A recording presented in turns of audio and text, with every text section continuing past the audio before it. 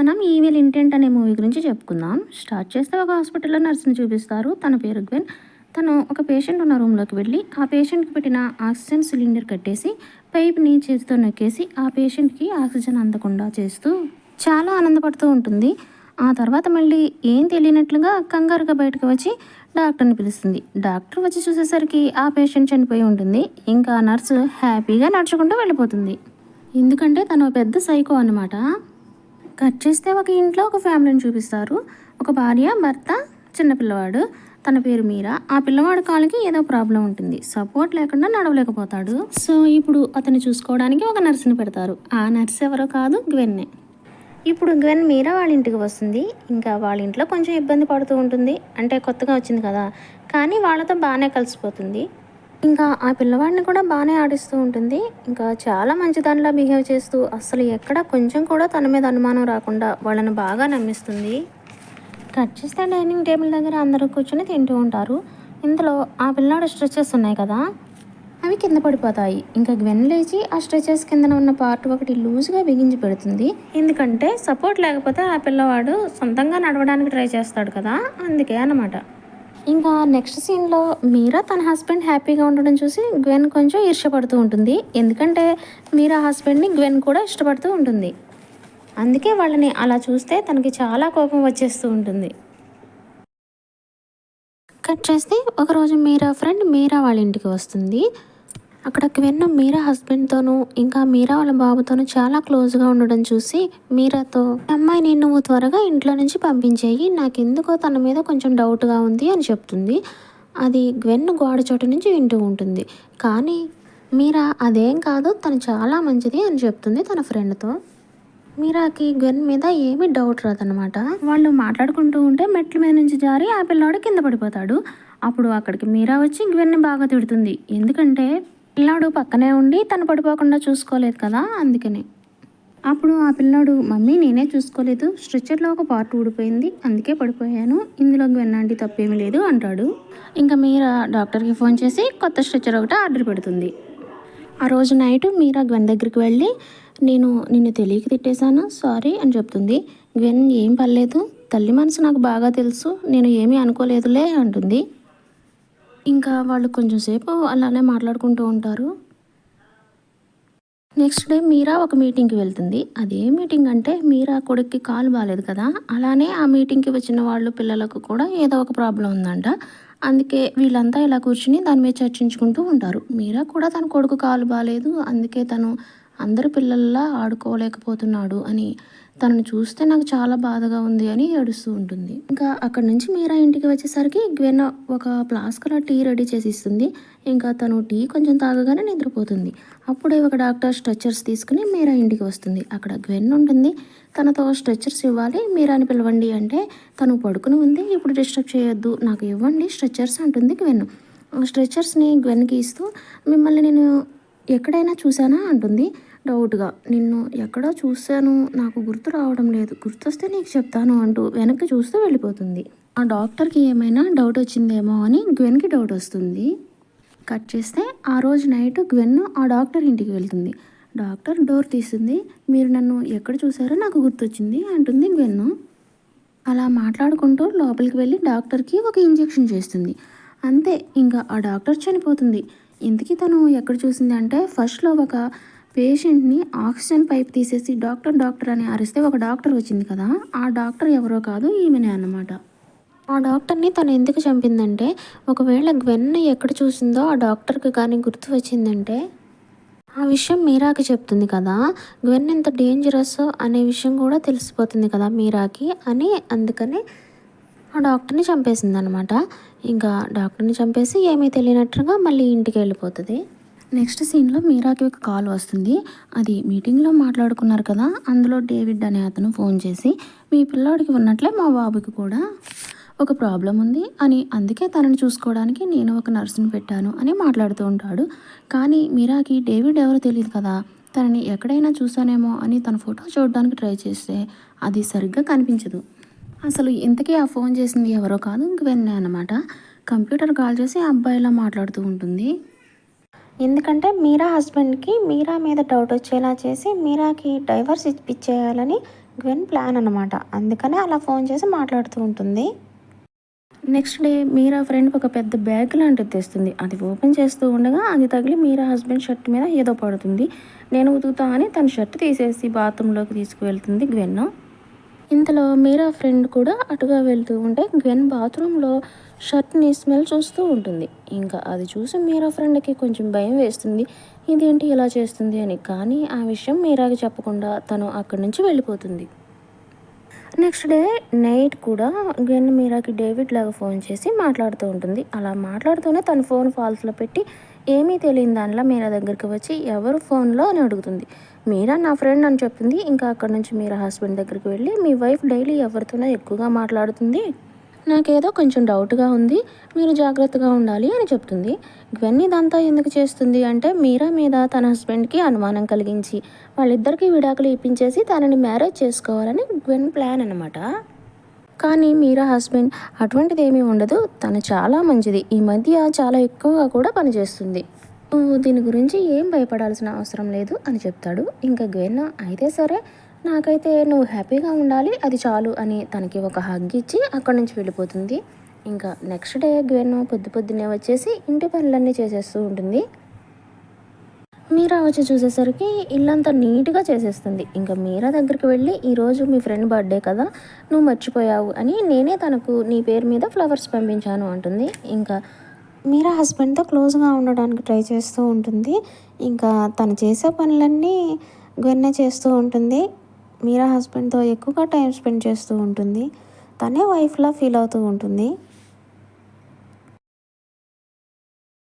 తన ప్లాన్ ఏంటంటే మెల్లగా మీరా ఇంటిని ఆక్రమించేసి మీరానే బయటకు తరిమేయాలి అని. మీరా ఫ్రెండ్ కూడా ఫోన్ చేసి ఫ్లవర్స్ పంపించినందుకు థ్యాంక్స్ చెప్తుంది. మీరా ఏమో ఆ ఇంట్లో గెస్ట్ లాగా ఎప్పుడు పడుకునే ఉంటుంది. గ్వెన్ ఏమో అది తన సొంత ఇల్లేలాగా ఎప్పుడు ఏదో పని చేస్తూ ఉంటుంది.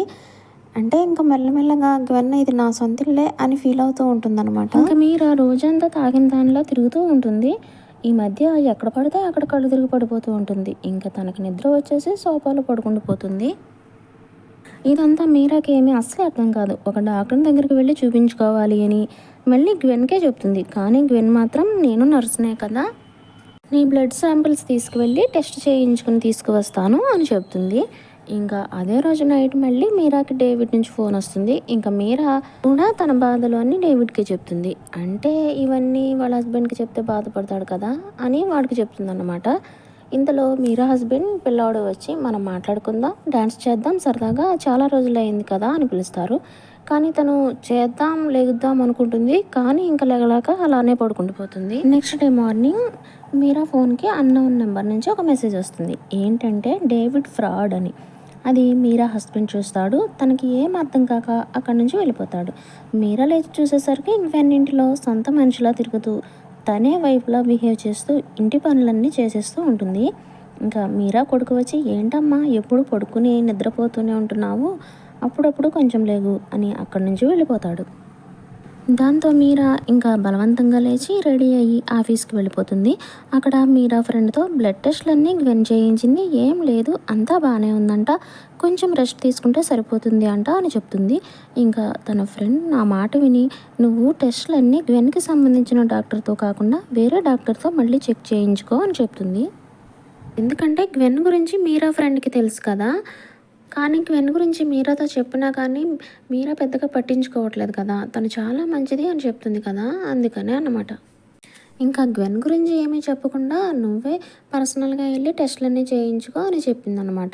నెక్స్ట్ సీన్లో మీరా అకౌంట్కి ఒక మెయిల్ వస్తుంది. అది నిజమైన డేవిడ్ నుంచి వస్తుంది. అదేంటంటే ఇన్ని రోజులు డేవిడ్ పేరుతో మాట్లాడేది నేను కాదు, మీ బాబు లైఫ్ ప్రమాదంలో ఉంది, నన్ను వచ్చి ఒక్కసారి కలువు అని చెప్తాడు. అది చూసి మీరా షాక్ అయ్యి ఇంటికి వచ్చి ఆ విషయం పాపం మళ్ళీ గ్వెన్కి చెప్తుంది. అది మీరా హస్బెండ్ చాటు నుంచి వినేస్తాడు.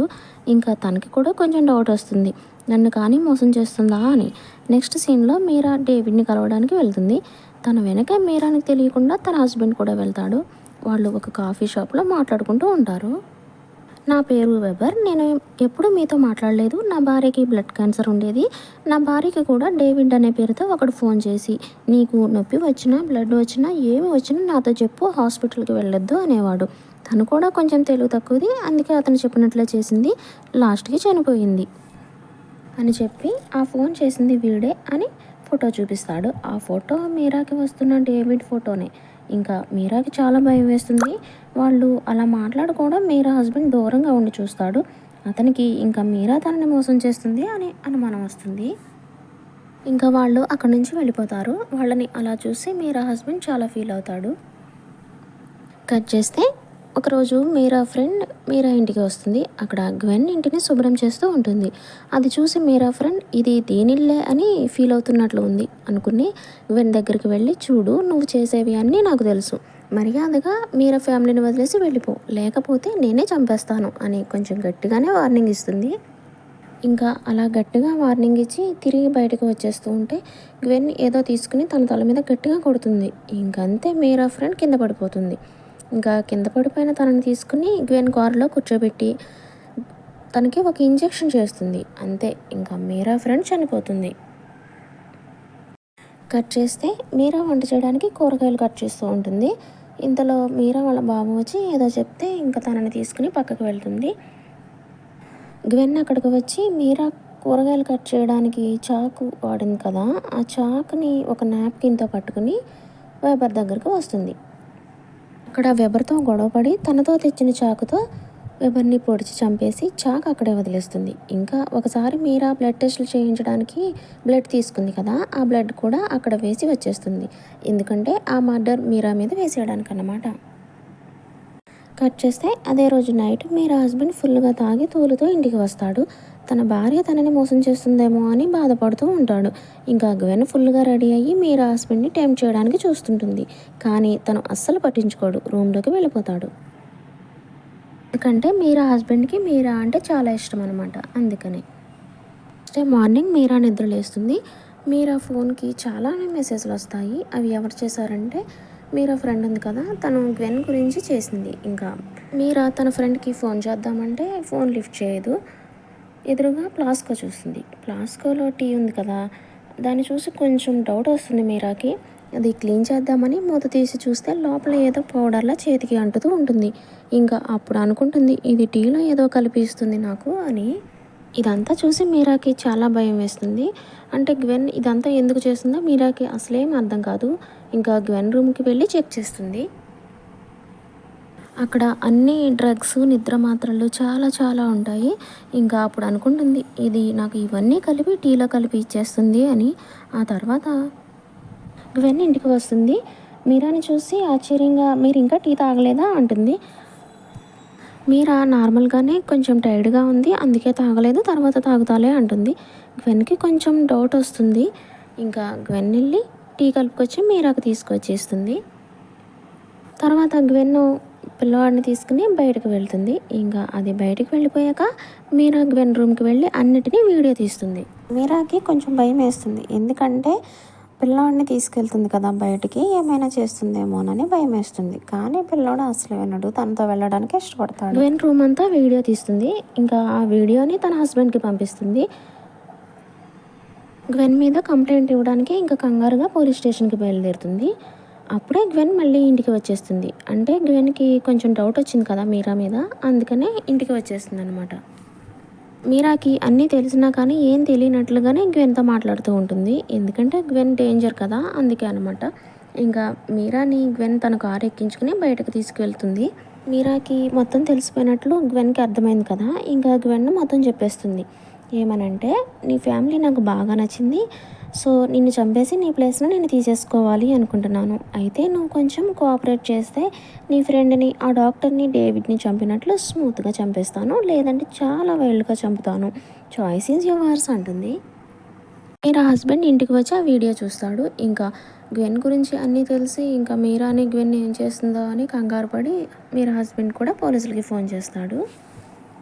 మీరా గ్వెన్ని చాలా బ్రతిమలాడుతుంది, నన్ను నా ఫ్యామిలీని వదిలేయమని. కానీ గ్వెన్ అస్సలు పట్టించుకోదు. నీ ఫ్యామిలీ నాకు చాలా బాగా నచ్చింది, అందుకని నేను చంపేయాలి అనుకుంటున్నాను అని చెప్తుంది. ఇంకా ఒకవేళ నేను చంపకుండా వదిలేసినా కానీ నీ మీద ఒక మర్డర్ కేసు పడేలాగా చేశాను, అందుకనే పోలీసులు మాత్రం వదలరు అని కూడా చెప్తుంది. అందుకే నా చేతుల్లో కూల్గా చనిపో, లేకపోతే పోలీసులు జైలుకి తీసుకువెళ్తారు, నాకు ఎలా అయినా ఓకే అని కూడా చెప్తుంది. ఇంకా మీరాని గ్వెన్ తన ఇంటికి తీసుకువెళ్తుంది చంపడానికి అనమాట. అక్కడ ఇద్దరు బాగా కొట్టుకుంటారు. లాస్ట్కి ఒక టీ కట్టెలు ఉంటుంది కదా, దాన్ని తీసుకుని గ్వెన్ తల మీద గట్టిగా కొడుతుంది మీరా. ఇంకా అక్కడి నుంచి భయంతో పరిగెత్తుకుంటూ ఇంటికి వచ్చేస్తుంది మీరా.